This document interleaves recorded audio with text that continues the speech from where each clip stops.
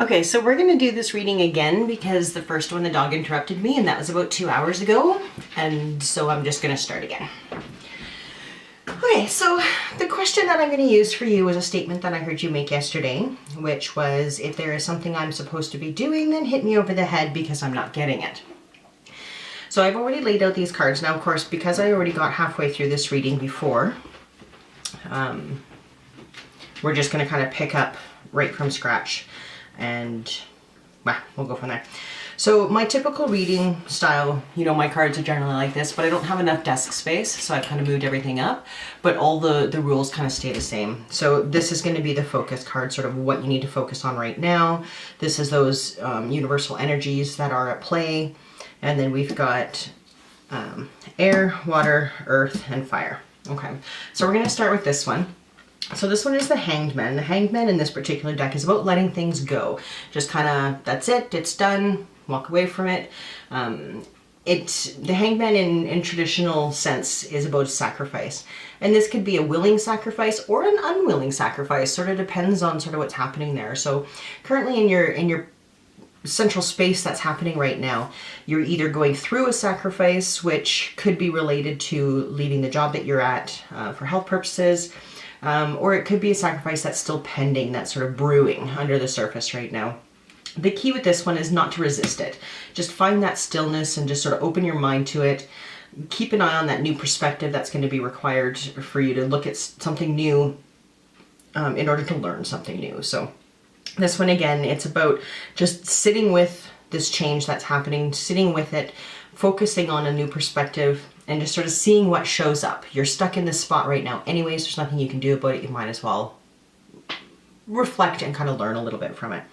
So here we have the aces, air, which is all sort of cerebral. So the Three of Cups is about companionship. It's about being surrounded by people that you really, really connect with. Not just those faint acquaintances, but those people that are like really, really, really true to you.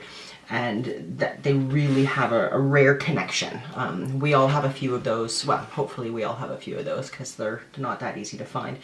But it's about that celebration. It's about that coming together of other people. So being in the place of air, which is that communication sort of knowledge aspect, you know, it might be saying that, you know, those people that you really have a tight bond with, they might have some information for you that you weren't really prepared for, that you didn't know to ask, that kind of stuff. So, you know, get together, have a social event, and just, you know, in the back of your mind, just kind of keep it open to being receptive to those new information that might come from this group of people that's in your life.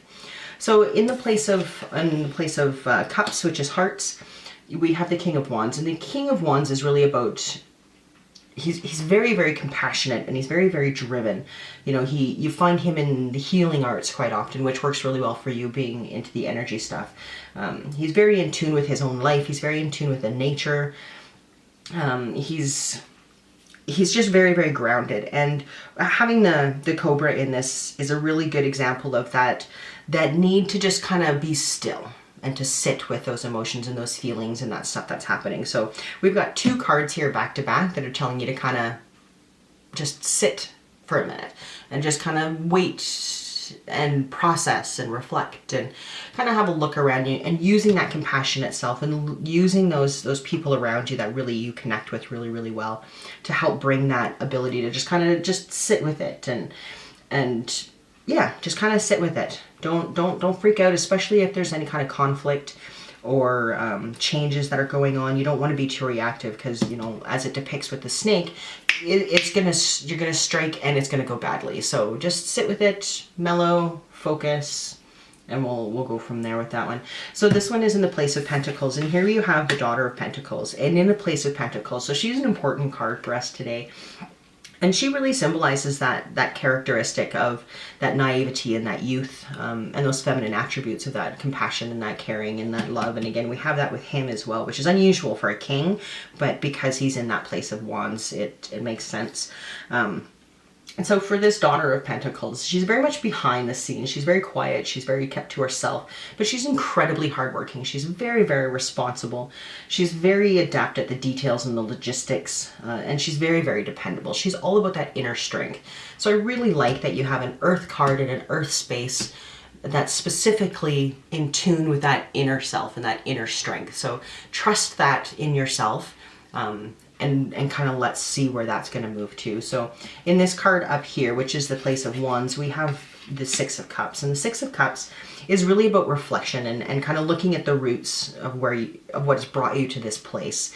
It's about finding the magic and the innocence from your youth and taking those memories and those lessons and those situations and experiences and all of that stuff that's kind of led you up to the point that you're at right now. And just really kind of sit with it. You know, it's the tree is that symbol of that strength and that stability and that just in one place for a really, really, really long time before it gets to that point of full maturity. So, you know, again, have a look back and reflect on some of the things that you've done in the past and what did you learn from them? What went well? What didn't go well? What do you miss doing? What do you like, holy crap, never again? The lab popped into my mind instantly when I thought of that comment. So, you know, just take some time and reflect and kind of see where things are at. As far as those universal energies for you and what's sort of driving you right now, I found this interesting that it's probably like the ultimate action card. So you've got all these sedentary cards sitting here for you, and then you have this power and this action and this force that drives behind it. So the Chariot is all about that confidence and that will and that drive, the inner warrior, sort of all of those aspects. The universe is kind of telling you the same thing that I've sort of said with the other 5 cards here, is you would just need to kind of sit with yourself and you need to really build that relationship with yourself on the basis of past accomplishments. You know, like, how did it feel when you accomplished that last goal that you had in mind? And how did it feel when you were able to get over that hurdle that was blocking your path?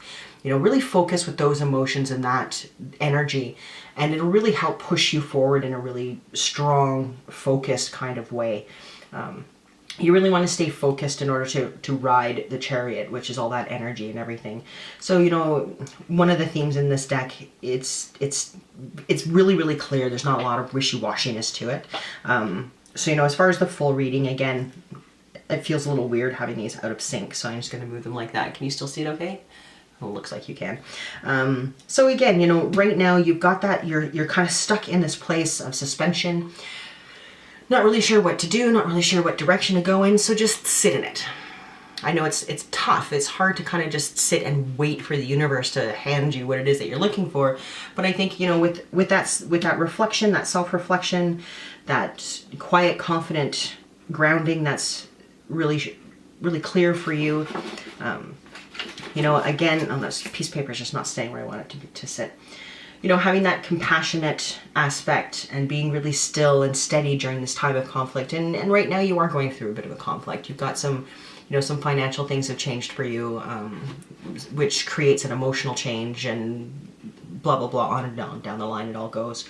So just keep in mind that just kind of hanging out and just, you know, socialize. Don't be just like sitting in a corner kind of hanging out, but just be with those people that you know that you're going to get something out of it. So I know that sounds a little bit weird. I'm only hanging out with you because I can get something out of it. But, you know, in theory, that's kind of what we all do. When you need something from somebody, you go to that person. And so right now is that time to talk to those people and to socialize and to be involved with those people that really have that deep, deep connection with you.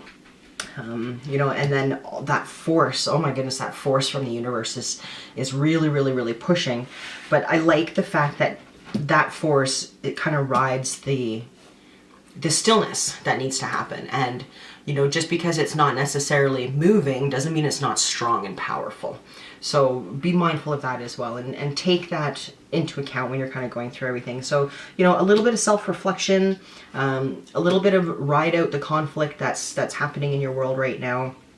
That change of perspective in order to move forward is going to have to happen for you, which I think you're right in the middle of right now. I mean, the hardest part about any change is recognizing that the change is happening. You know, a lot of us will just blank it out. No, it's not happening for me. So yada, yada.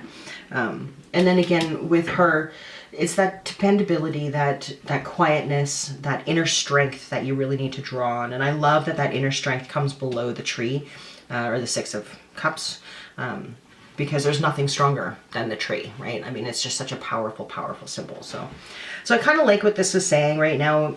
you know, in a 1 or 2 sentence. Lay low, take some time to reflect on what has gone well and what hasn't gone well in your past experiences to bring you up into this point. Socialize, don't isolate yourself from the people that you care about and the people that care about you. Really kind of hone into that energy that the universe is sending you. She's pushing really, really hard, but she's pushing in a way that she wants to teach you to look at your situation a little bit differently and sort of find what it is that really needs to happen there. So I was tempted to not do this deck for you, but I'm going to. This is an oracle deck that I use for myself. It's sort of my personal one. I don't often use it with other people, but I think under the circumstances it's really good. And what I really love about it, it's very, very feminine power, and it's all single word focus. So it kind of gives you just a good idea of, you know, the thing I find with tarot is there's so much information that comes at you all at one time that it's kind of hard to, well, where the hell do I start? You know, where's my number one focal point in order to get me through and to this stage? Oh yeah, hand gestures, because my other tape recorder doesn't download to anything, so I kind of pooched out there. So yeah, so anyway, so we're gonna kind of give you just that one word. Well, where do I start? You know, where this is after you've been hit on the head, this is what it's telling you. This is what's going to hit you on the head to get you there. Does that make sense? Okay, so, well, it looks like we're going to do the top card. I'll wait for my camera to focus in on that for a second, which it doesn't look like it wants to do. But anyways, the card says experience. So obviously you need to reflect on the experiences that you've had that have brought you to this position in order to fulfill that need that you're looking for to move you forward to the next experience. So that's my best advice through tarot. Sit, reflect on your experiences, reflect on what went well, what didn't go well, what you really loved to do, what you really hated to do, and just kind of put it all together. If you need to, you know how I feel about journaling, even though I never do it. I'm all for people journaling. I think it's a great idea to write things down. That's why I bought the tape recorder, because I hate writing shit down, so I just figured I'd just talk into it, which I do reasonably frequently. But anyways, your experiences, that's what's going to lead you into the next path and into that something you're supposed to be doing. Reflect. Reflect, reflect, reflect. So that's all I've got for you right now. If you need any clarity, or if you have any questions, or if you need another card drawn to explain something else in the pile, let me know. I will send this off to you this afternoon, and I wish you lots of love. Mwah. Bye.